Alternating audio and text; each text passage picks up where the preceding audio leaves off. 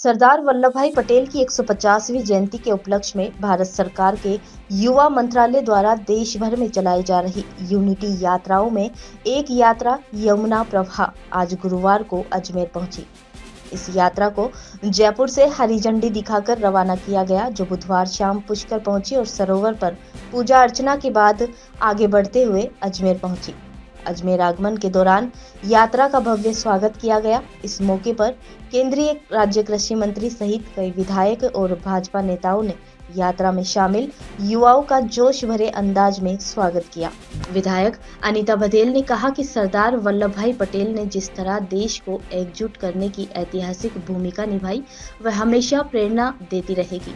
उन्होंने कहा कि आज की युवा पीढ़ी तक एकता और राष्ट्र का संदेश पहुंचाना ही इस यात्रा का मुख्य उद्देश्य है। बघेल ने आगे कहा कि ये यात्रा सिर्फ आयोजन नहीं, बल्कि राष्ट्र के प्रति कृतज्ञता और एकता की भावना का संदेश है। हम सभी इस योगदान के लिए सरदार वल्लभ भाई पटेल को नमन करते हैं। यात्रा के दौरान युवाओं ने देश में एकता, जागरूकता और राष्ट्रीय भावना को लेकर संदेश दिया और आगे कई जिलों में रैली जारी रहेगी। सरदार वल्लभ भाई पटेल जी की 150वीं जन्म जयंती के उपलक्ष्य में भारत सरकार के युवा मंत्रालय द्वारा यूनिटी मार्च के साथ में यात्राएं निकाली जा रही हैं। जो गंगा प्रवाह यात्रा है, वो यमुना प्रवाह यात्रा और नर्मदा के साथ में कावेरी, ये 4 यात्राएं अलग अलग स्थानों से निकल कर के केवड़िया तक जाने वाली हैं। यमुना प्रवाह यात्रा हमारे जयपुर से कल माननीय मुख्यमंत्री जी द्वारा प्रारंभ की गई है।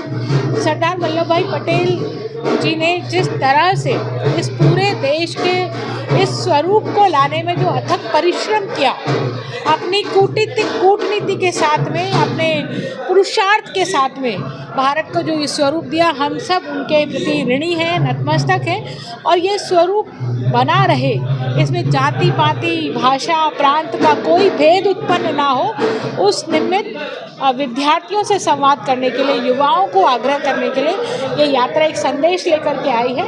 इस संदेश को हमने जन जन तक पहुंचाने का कार्य किया है।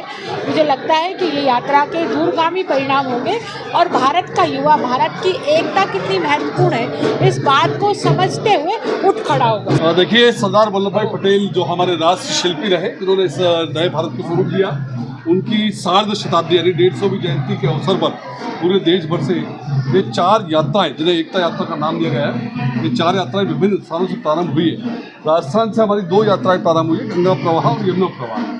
यमुना प्रवाह यात्रा कल, जिसको हमारे माननीय मुख्यमंत्री भजन लाल जी शर्मा ने हरी झंडी दिखा करके रवाना किया, और आज इसका अजमेर आगमन हुआ। अजमेर आगमन पर हमने इसका भव्य स्वागत किया, ढोल नगाड़े कच्ची घोड़ी के साथ, और साथ में तिलक लगा करके और तिरंगे दुपट्टे पहना करके सभी प्रतिभागियों को स्वागत किया गया। भारत माता पूजन का कार्यक्रम रखा गया, और उसके बाद एक विद्यार्थी संपर्क और विद्यार्थी संवाद, यानी जो देश भर के युवा इस यात्रा में चल रहे हैं, उनका हमारे स्थानीय जो महाविद्यालय के विद्यार्थी हैं, उनके साथ कहीं ना कहीं उनका जुड़ाव बने, इस ताते हुए ये कार्यक्रम रखा गया।